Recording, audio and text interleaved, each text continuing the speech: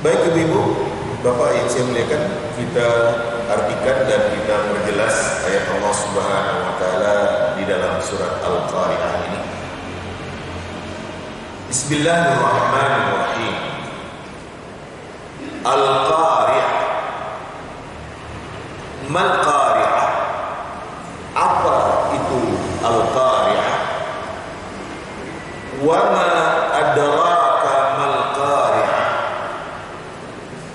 Apa yang memberitahu engkau apa Al-Qari'ah itu? Yauma yakun nasu kal farashil mabthuth. Hari yang adalah manusia seperti anak-anak yang bertebaran. Wa takunul jibalu kal ihnil manfush, dan adalah gunung-gunung seperti bulu yang dihambur-hamburkan. Fa amma man thaqulat mawazinuh, adapun orang yang berat timbangan kebaikannya, fa huwa fi 'ishatir radiyah, maka dia di dalam kehidupan yang menyenangkan. Wa amma man khaffat mawazinu, adapun orang yang ringan timbangan kebaikannya, fa ummuhu hawiyah, maka ibunya adalah neraka hawiyah. Wa ma adraka ma hiya, apa yang memberitahu engkau apa dia hawiyah itu? Narun hamiyah, api yang sangat panas yang bernyala-nyala. Ibu-ibu, pertama sekali tentang Al-Qari'ah. Al-Qari'ah adalah satu nama dari nama hari kiamat. Seperti yang sudah saya kemukakan dalam keterangan berlalu, Allah dalam menamakan hari kiamat yang menggambarkan peristiwa terjadinya hari kiamat itu ada dengan satu potong kata. Ada yang dengan kata-kata yaum, yang satu potong kata seperti ini, Al-Qari'ah. Ya. Demikian juga Al-Waqi'ah. Demikian juga Al-Haqqah, At-Tammah, As-Saffah, Al-Ghashiyah. Itu yang dengan satu kata yang menggambarkan peristiwa hari kiamat itu. Ya. Seperti demikian. Ada yang dengan kata-kata yaum, yaumuddin, yaumul qiyamah, yaumul akhir, yaumul ba'ts, yaumul fasl, yaumul khuruj, yaumut taghabun. Jadi itu penamaan hari kiamat yang kita dapatkan di dalam ayat-ayat Al-Qur'an. Nah ini ya yang diceritakan kepada kita tentang hari kiamat ini dengan kata-kata Al-Qari'ah. Ibu-ibu, kalau bisa saya buat perbandingan. Bu, kalau ada orang yang mengetuk pintu itu dengan kata-kata daqqa. Ya. Daqqa Muhammadun al-bab. Muhammad mengetuk pintu. Ngetuknya pelan. Ya, pelan kalau kata-kata daqqa. Tapi kalau qara'a Muhammadun al-bab, itu mukulnya keras. Ya, digedor. Bayangkan kalau ada orang yang tiba-tiba mengetuk rumah pintu kita dengan digedor. dipukul dengan keras. Bagaimana hati orang yang ada di dalam rumah itu? Kira-kira gitu perbandingannya. Kalau ketuk pelan, ya kan, ya kita kan biasa saja. Tapi kalau tiba-tiba dipukul, digedor dengan keras seperti itu, kagetlah orang yang ada di dalam rumah itu. Nah, Allah Subhanahu wa taala pakai ungkapan Al-Qari'ah. Ya. Al-Qari'ah, satu nama dari nama hari kiamat yang demikian membuat hati manusia demikian ketakutan, kecut. Ya, suasana yang gak pernah ya terjadi ketika itu. Ya, ibu-ibu nggak bisa dibayangkan bagaimana dahsyatnya hari kiamat itu dan bagaimana hakikat sebenarnya. Nantilah, kira-kira gitu.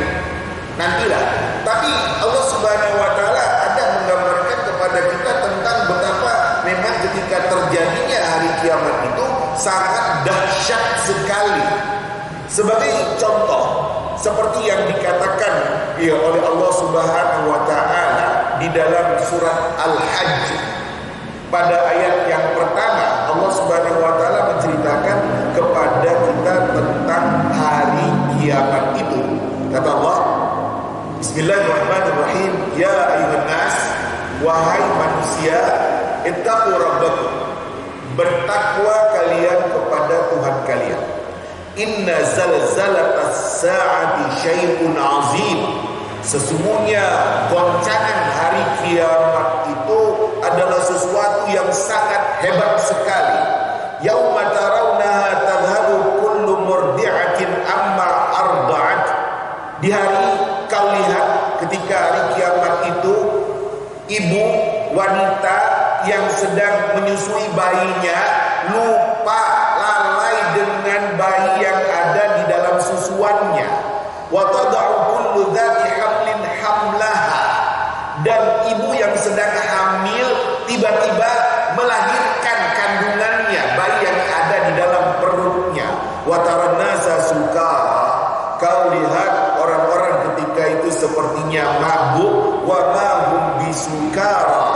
Mereka sebenarnya bukan mabuk, walakin adzaballahi syadid, akan tetapi siksaan Allah yang demikian sangat berat. Ini yang digambarkan oleh Allah Subhanahu wa taala kepada kita di dalam ayat yang lain.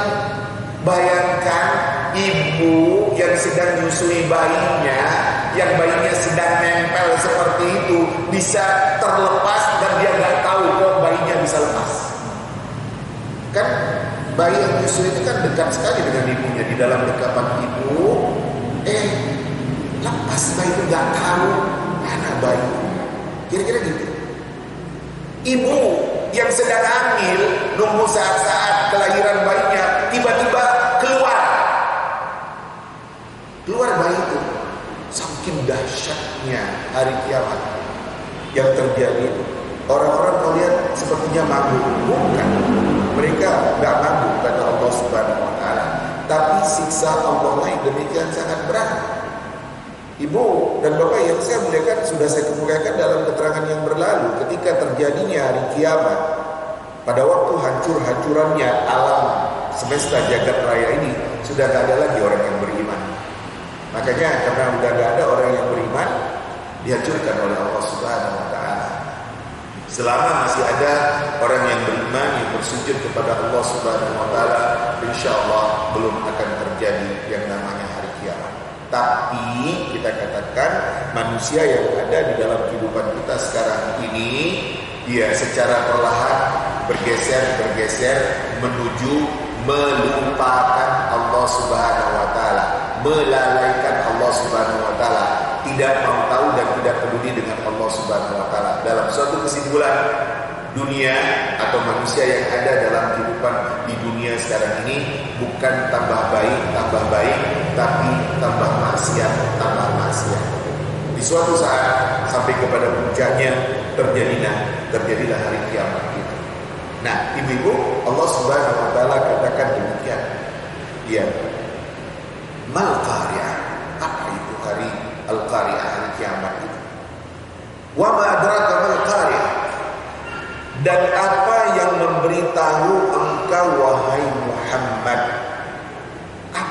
Al-Qari'ah.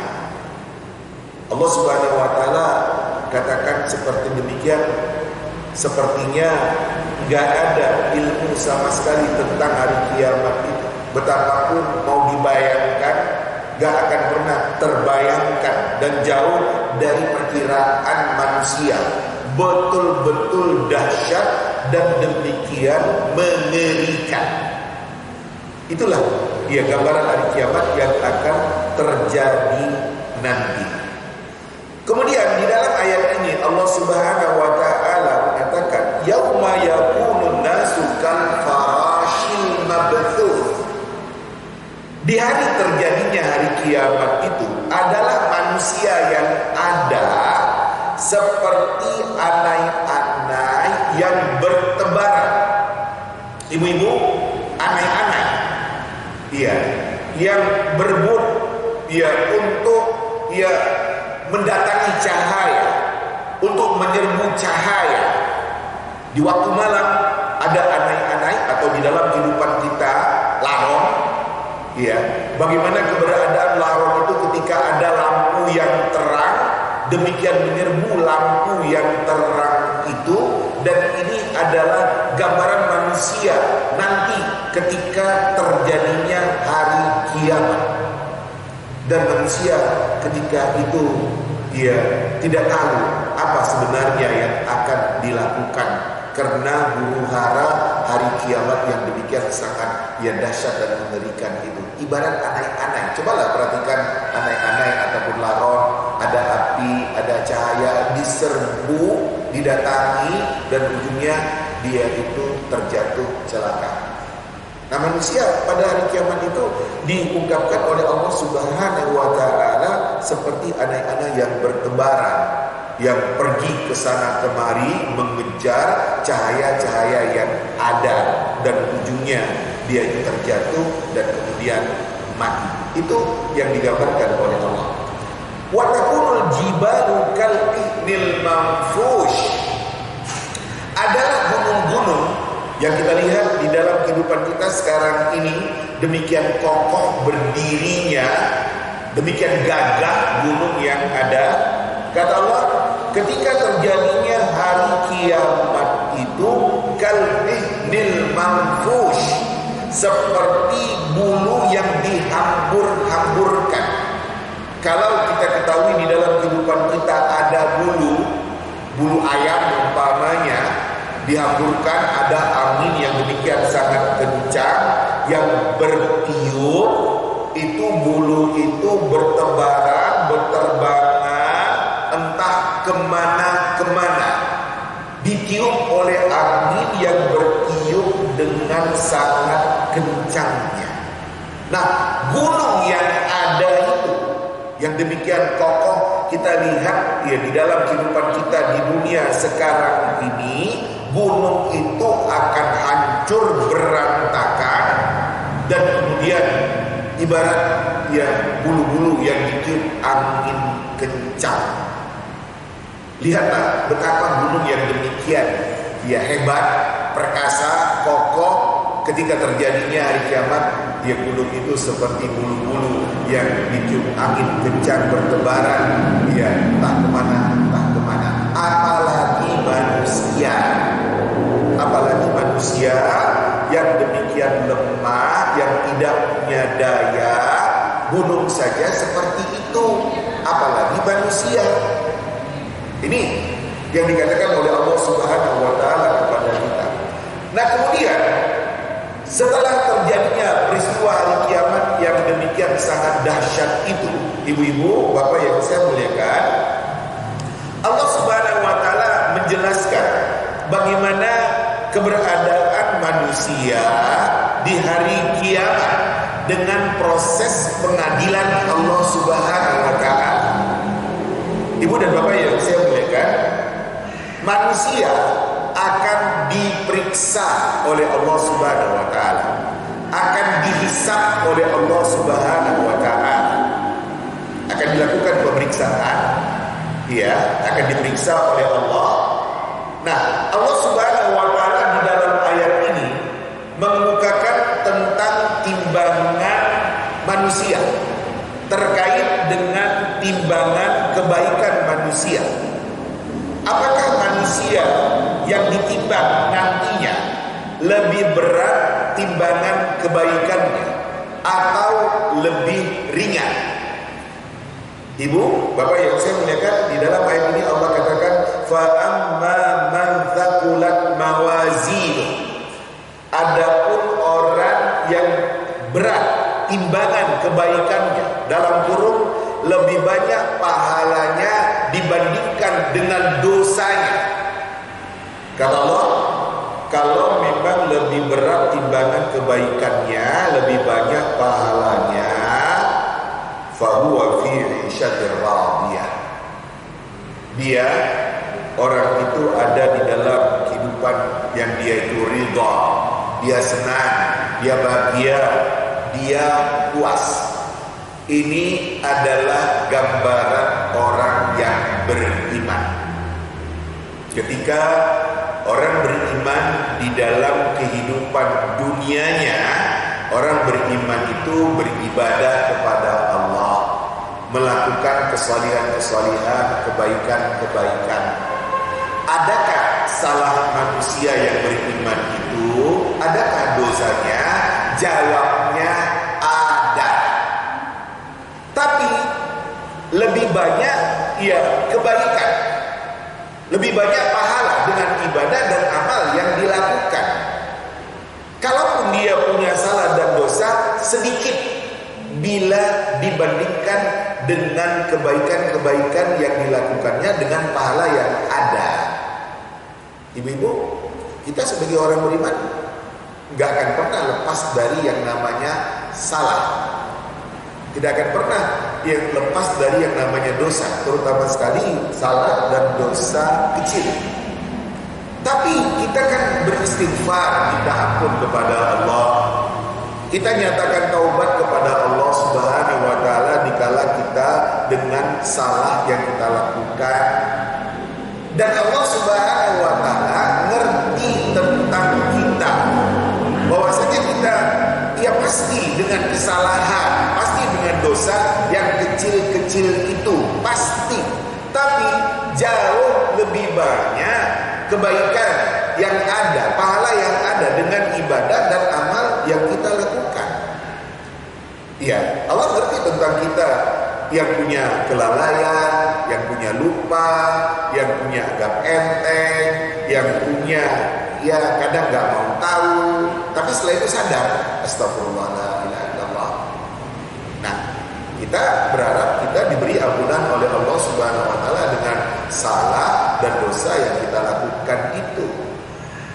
Nah, ujungnya lebih berat timbangan kebaikan, lebih banyak pahala. Ya. Nah, orang yang seperti itu kata Allah, fahuwa fi 'ishatir radiyah. Dia di dalam kehidupan yang senang, yang memuaskan. Ujungnya surga. Surga. Ya. Sebaliknya, wa amma man khaffat mawazinu, adapun orang yang ringan timbangan kebaikannya, lebih banyak dosanya, lebih banyak maksiatnya. Ibu, bapak yang saya muliakan, contoh penjahat. Iya, penjahat lebih banyak dosanya. Lebih banyak dosanya.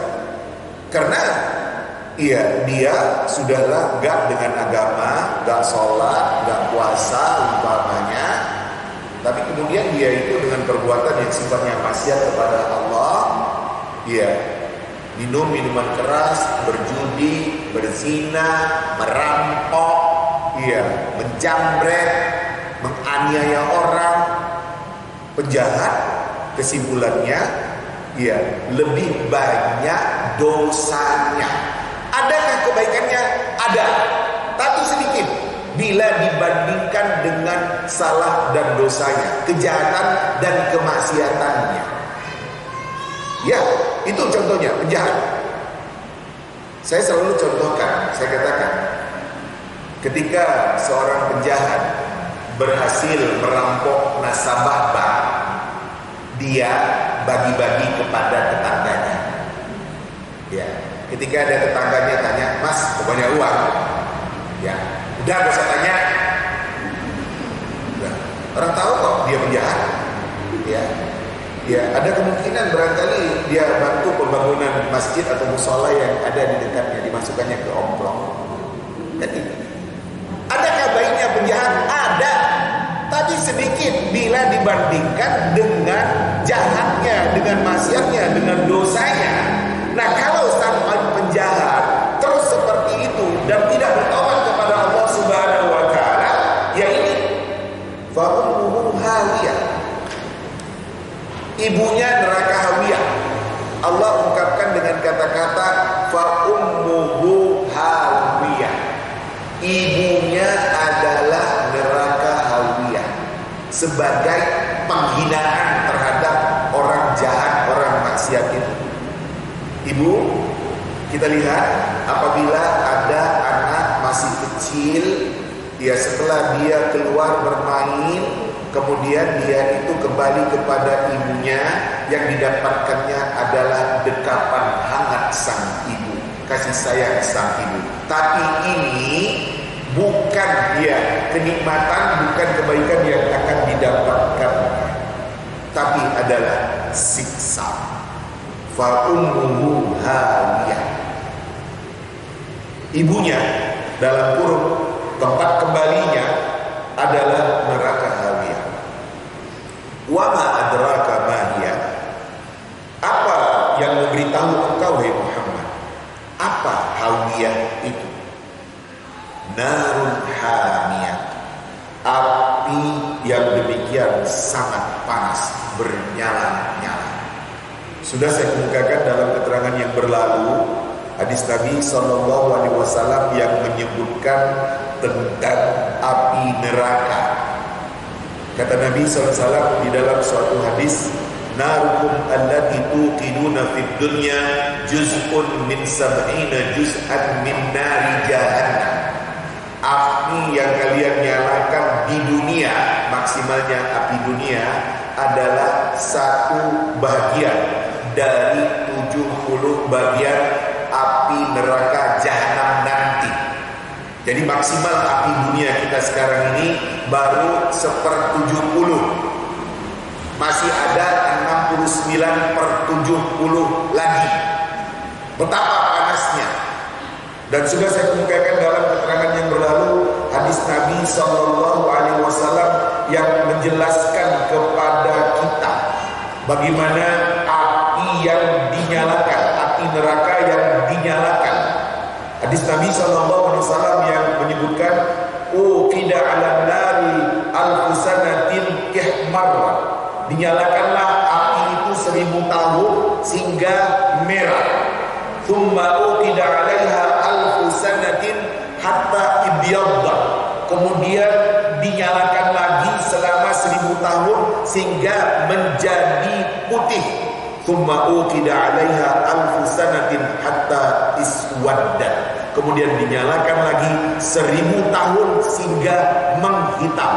Fahiya sauda'u muslimah. Api neraka itu hitam, demikian menggelapkan. Ini yang akan dibakarkan kepada orang-orang yang masuk neraka.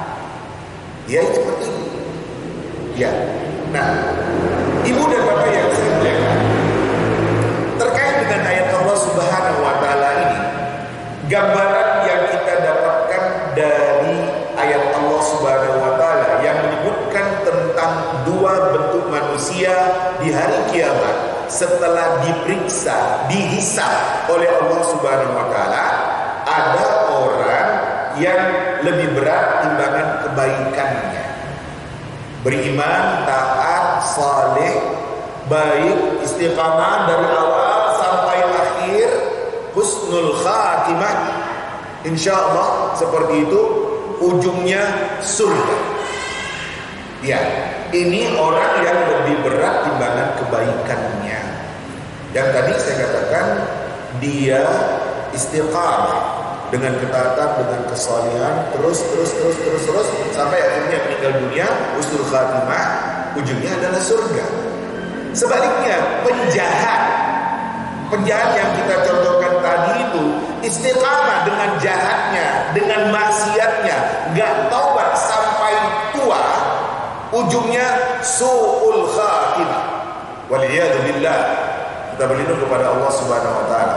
Ujung dari su'ul khatimah itu adalah neraka yang penuh dengan siksa. Ini yang ada di dalam ayat ini menjelaskan dua orang yang lebih berat timbangan pahalanya, kebaikannya, yang namanya salah dan dosa ada sedikit. Ya, yang kedua, orang yang lebih berat dosanya, jahatnya, maksiatnya, baiknya sedikit. Ini yang ada di dalam ayat Al-Qari'ah.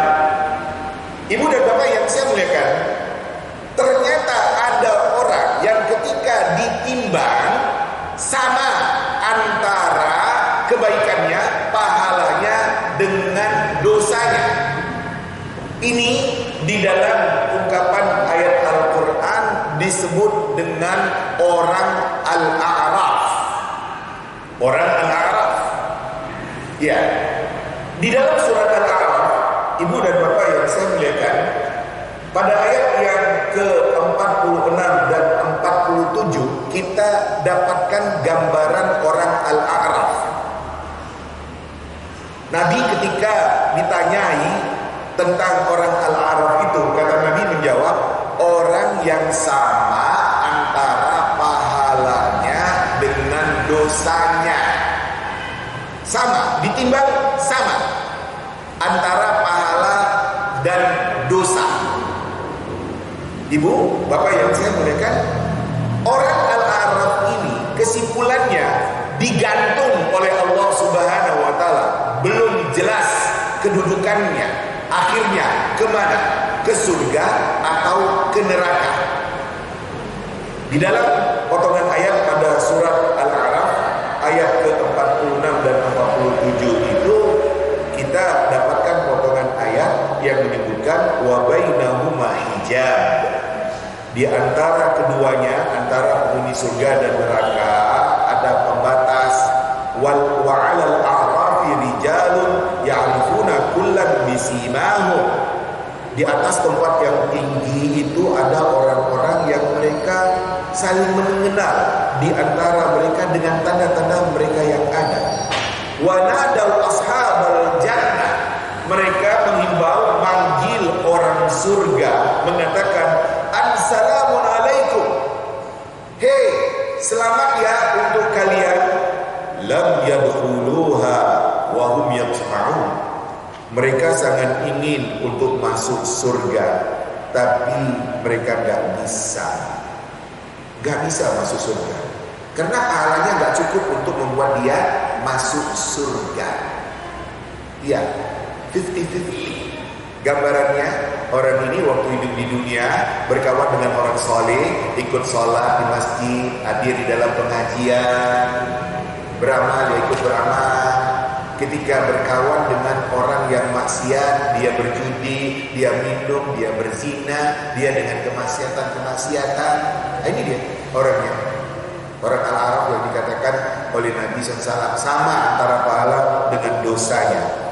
Nah, kata Allah lebih lanjut, wa idza surifat absaruhum tilqa'a ashabin nar, apabila pandangan mereka dialihkan ke arah orang neraka, qalu, kata mereka, Rabbana la taj'alna ma'al qaumiz zalimin. Ya Allah, ya Tuhan kami, jangan kau jadikan kami bersama orang-orang yang zalim.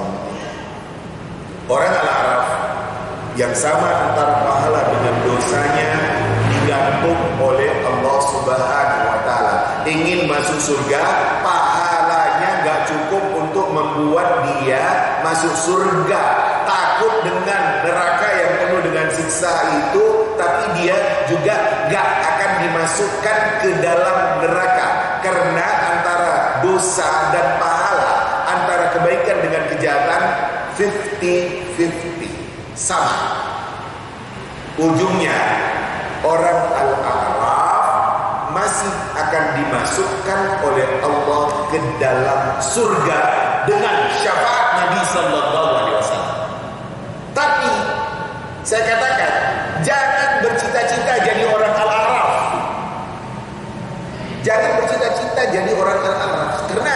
gantung, belum tahu nasibnya kemana. Sementara yang masuk surga sudah nikmat dengan surga, yang masuk neraka sudah disiksa oleh Allah Subhanahu wa taala. Itu tadi yang dijelaskan di dalam ayat, dikala mereka melihat orang surga mengucapkan selamat, selamat ya untuk kalian, enak ya di surga itu.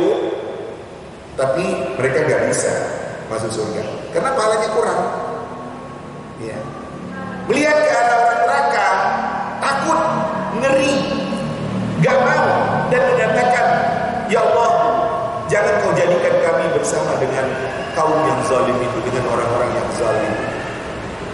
Dosanya tidak cukup untuk membuat dia masuk neraka.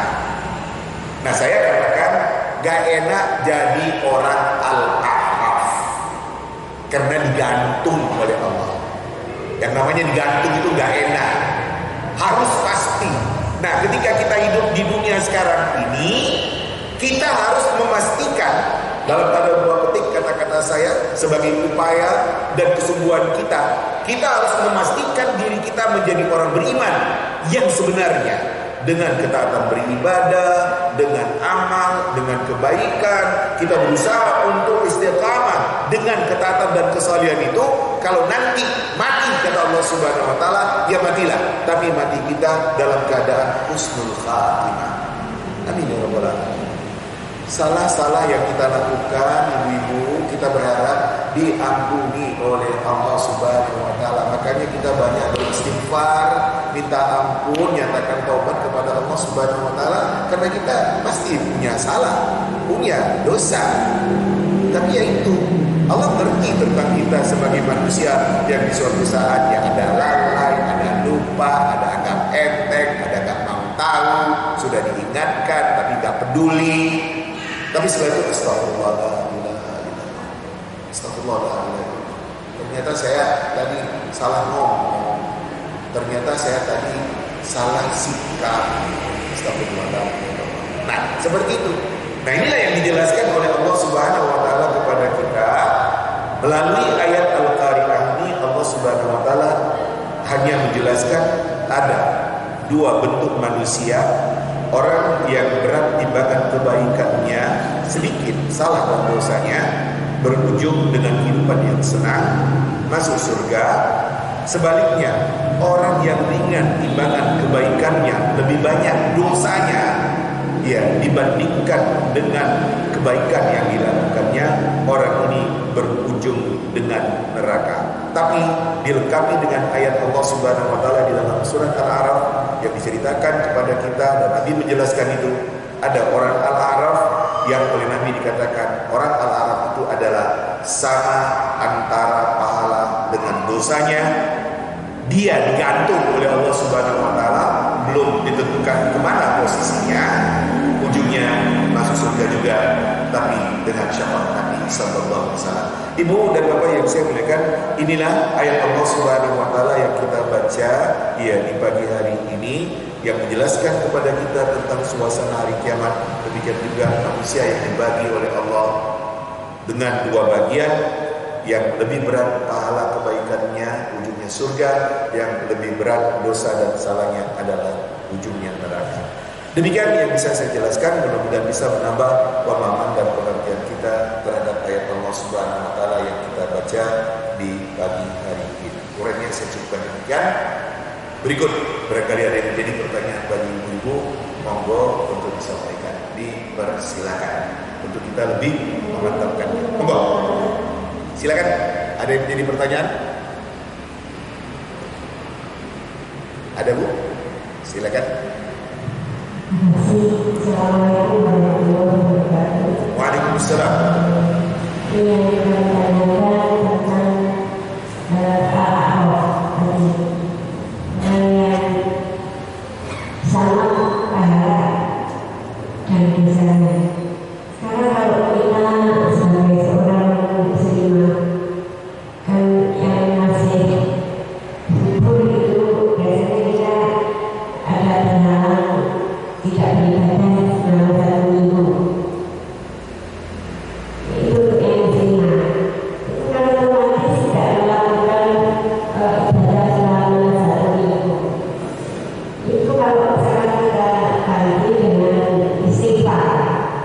setiap hari, setiap saat.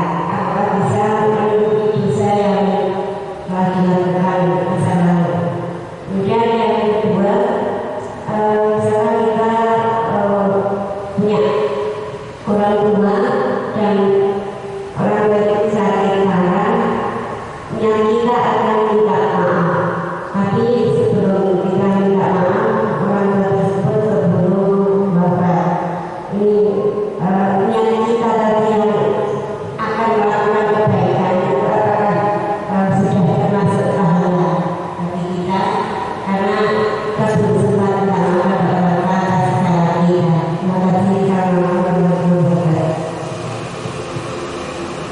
Ibu yang saya muliakan, keberadaan wanita yang ditentukan oleh Allah Subhanahu wa taala dengan penyakit bulanan yang tidak bisa sholat, puasa, dan tawaf di Baitullah, itu yang tegas yang tidak boleh.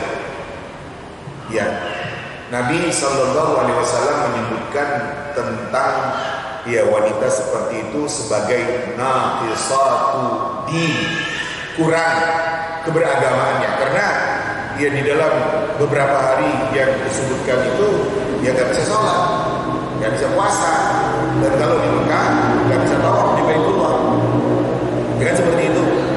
Nah, ini adalah sesuatu yang tidak bisa dibantah. Gak boleh ibu dengan penyakit bulanannya itu, aku nggak mau. Ya, kemudian dengan obat-obatan umpamanya bagaimana untuk tidak padahal yang menurut Allah Subhanahu wa taala harus. Itu adalah merusak diri sendiri. Allah sudah menentukan keberadaan wanita dengan organ kewanitaannya itu seperti itu. Ada maksud Allah Subhanahu wa taala. Lah kalau wanita tidak menstruasi, lah mana bisa hamil? Ya, justru dengan itu Allah Subhanahu wa taala memutarkannya sehingga ibu atau wanita itu adalah dibuat dengan penyakit seperti demikian. Nah, saya simpulkan, ibu, ketika ibu dalam keadaan bersih, jangan sia-siakan kesempatan beribadah. Iya, karena ada saatnya ibu terpaksa gak bisa beribadah. Iya, seperti itu. Pada waktu bersih maksimalkan, karena saya tahu nanti ada beberapa hari yang saya nggak bisa sholat, saya nggak bisa puasa. Ya, nah terimalah itu apa adanya. Ya, kalau tadi saya katakan yang nggak boleh itu hanya 3. Secara hukum yang nggak boleh itu 3: sholat, puasa, tawaf. Yang lain boleh. Kesimpulannya gitu. Kendati pun ada beda pendapat ulama. Saya katakan, ibu yang jadi ustazah, guru ngaji, harus tetap ngajar ngaji. Anak santri perempuan di pesantrennya harus tetap ngapal Al-Quran. Kalau nggak ngapal Al-Quran 1 minggu, hilang hafalannya. Kan gitu. Jadi boleh dalam kasus ajar mengajar, zikir, doa, istighfar boleh. Ya. Tapi yang nggak boleh, yang tegas nggak boleh, karena tidak sholat, puasa, tawaf di Baitullah. Makanya kalau ibu dengan kesibukan-kesibukan yang lain yang sifatnya mendekatkan diri kepada Allah Subhanahu wa taala, katakanlah saya memang enggak baca Al-Qur'an, enggak sengaja, artinya enggak berhadapan saya buka Al-Qur'an membaca, enggak, saya dengarkan murattal Al-Qur'an, saya simakkan ayat-ayat yang ada. Di samping dengan zikir, doa, silakan. Atau dia dengarkan ceramah agama, baca buku agama untuk lebih mendekatkan diri kepada Allah dalam posisi yang memang tidak bisa beribadah seperti yang saya sebutkan tadi. Silakan dengan yang lain-lainnya untuk lebih mendekatkan diri kepada Allah Subhanahu wa taala. Kemudian ibu, ketika orang tua yang sakit parah, belum sempat minta maaf, akhirnya meninggal dunia. Tentu ada penyesalan. Makanya ketika orang tua itu sakit, perhatikanlah, rawatlah. Ketika masih bisa dengan komunikasi, komunikasilah diantaranya, Bu, Saya dimaafkan ya dengan salah saya. Kalau saya ada salah dan kurang saya melayani ibu, ya, dikala ibu yang sakit seperti ini, barangkali dia dengan melakukannya itu sudah memuaskan hati kita. Makanya, ya, ayat Allah Subhanahu Wa Taala menjelaskan kepada kita ketika orang tua kita sudah tua itu bagaimana kita memperhatikannya. Kalau dia sakit, ya kita rawat, betul-betul kita rawat, kita perhatikan, karena itu adalah peluang untuk kita mendapatkan surga. Ya, seperti itu. Jadi saya katakan sebelum putus komunikasi dengan arti kata udah nggak bisa ngomong lagi, ya sebelumnya itulah. Ya kalau udah nggak bisa ngomong lagi, ya mau bilang apa? Ya penyesalan hanya ada pada diri kita. Tapi ya kita berharap mudah-mudahan ya dengan sikap baik kita selama ini, beliau yang akhirnya meninggal dunia memberikan maaf kepada kita ya sebagai anaknya. Saya yakin kalau kita ya selama ini memperhatikan beliau yang sedang sakit itu, tentu dia memaafkan kekurangan-kekurangan kita. Sebab ibu itu demikian sangat lapang terhadap anaknya. Seperti itu ya gambaran yang bisa saya sampaikan. Sebelum beliau sakit, sebelum komunikasi terputus, dia berupayalah untuk melayani dengan sebaik-baiknya, termasuk soal minta maaf yang dikatakan tadi. Kendati beliau hanya dengan isyarat menganggukkan kepala, tanda menerima dan maaf kita sebagai anak. Itu. Dan kemudian setelah itu dia banyak doakan dia. Kemudian setelah itu dia meniatkan kebaikan untuk dia, melaksanakan apa yang menjadi pesan-pesannya. Demikian juga berbuat baik kepada teman-temannya. Itu teman ibu saya, itu teman ayah saya, ibu, ya ayah saya akrab dengan beliau itu. Berbuat baiklah kepada dia yang menjadi teman bagi ibu dan ayah kita. Itu adalah kebaikan yang untuk menyenangkan hati orang tua yang sudah meninggal dunia. Demikian tentang pertanyaan atau masalah yang diberikan. Monggo berikut. Barangkali ada pertanyaan lain, silakan.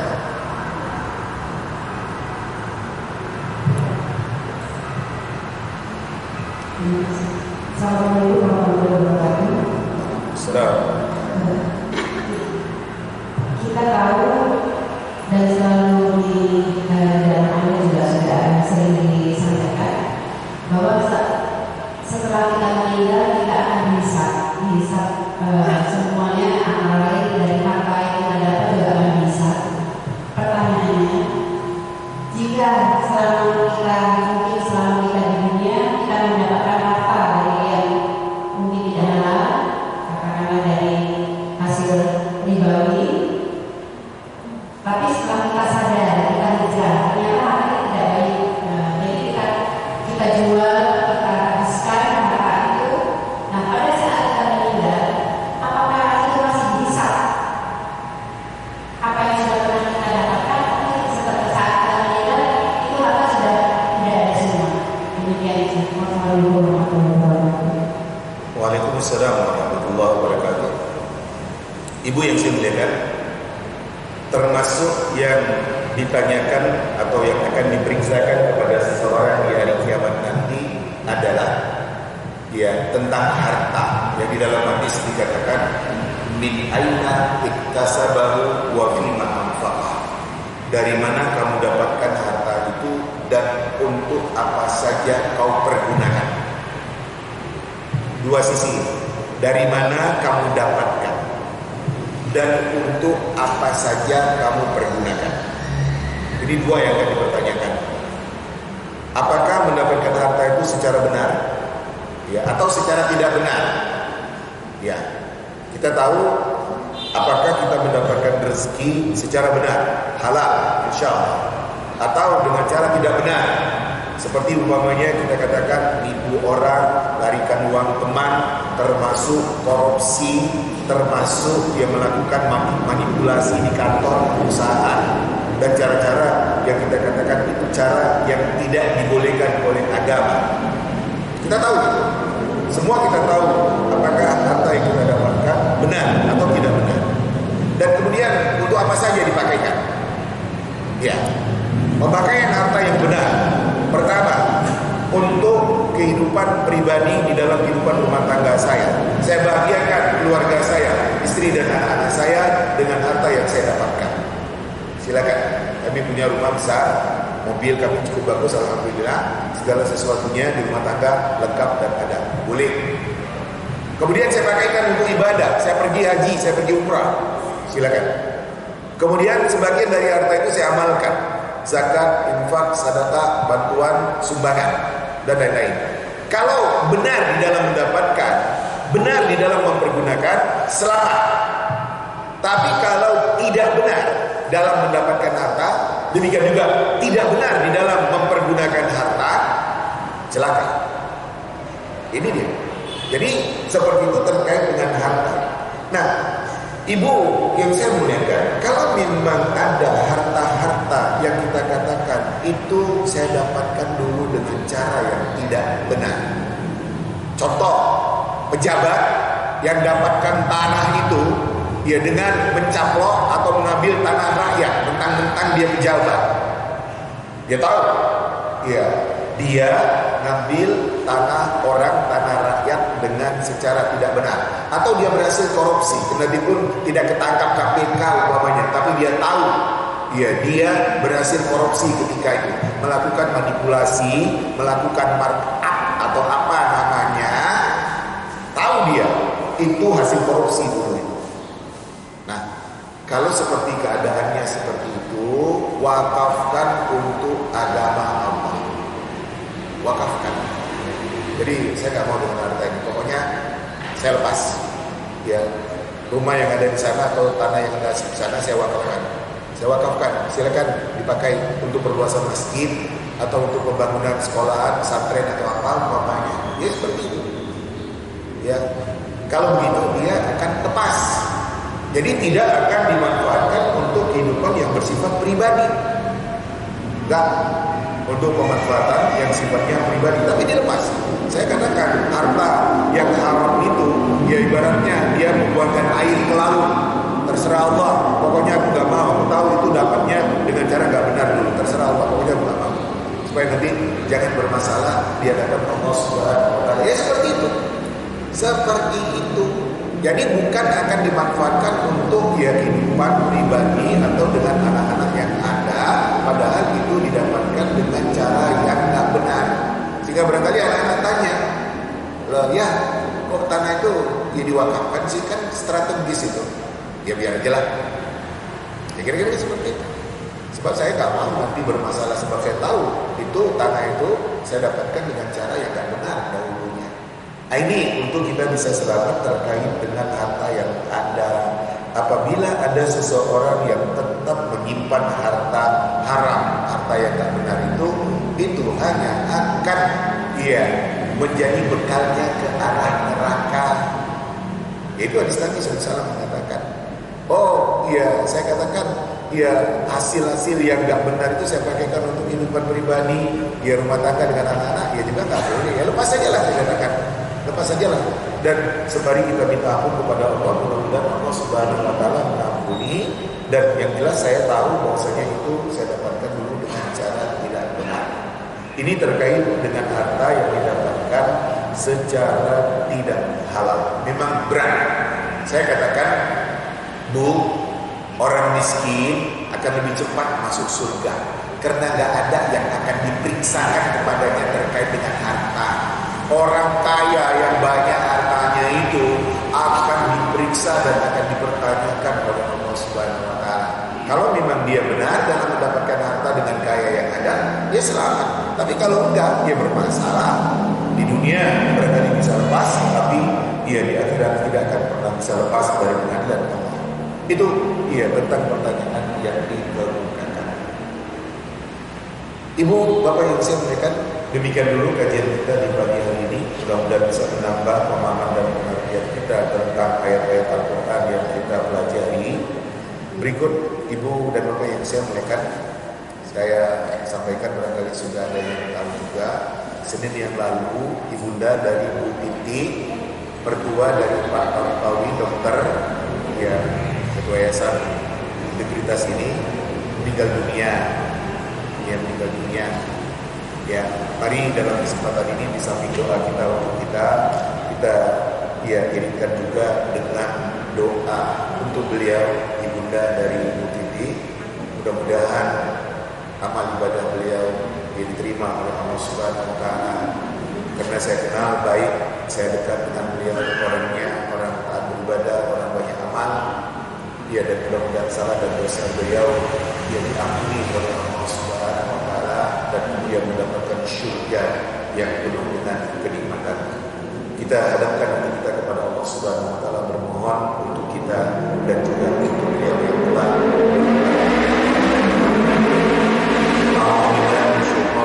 Bismillahirrahmanirrahim. Alhamdulillahirabbil alamin, hamdan yuwafi ni'amahu wa yukafi mazidahu kama yanbaghi li jalalika wa 'azimi sultan. Ya Aziz, ya Ghafar, ya Arhamar Rahimin. Rabbana ighfir lana wa liwalidayna warhamhuma kama rabbayana shaghira.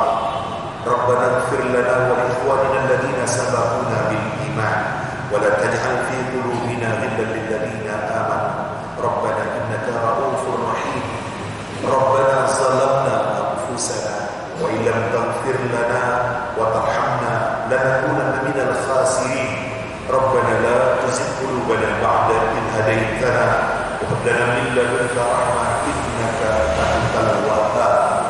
Allahumma inna nas'aluka 'ilman nafi'an wa rizqan wasi'an wa shifaa'an min kulli da'. Allahumma 'afina fi abdanina, Allahumma 'afina fi asma'ina, Allahumma 'afina fi absarina.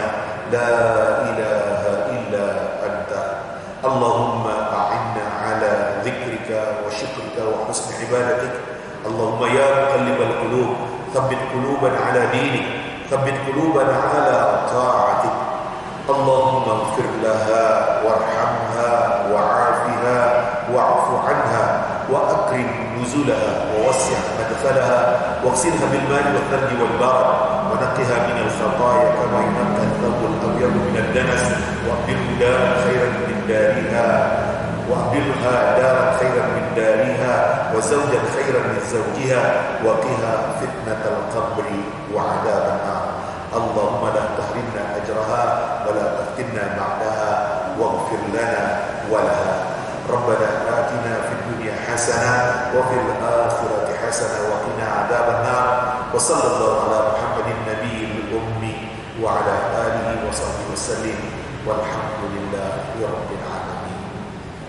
Demikian berakhir dengan subhanakallahumma wa bihamdika asyhadu an la ilaha illa anta astaghfiruka wa atubu ilaik. Assalamualaikum warahmatullahi wabarakatuh.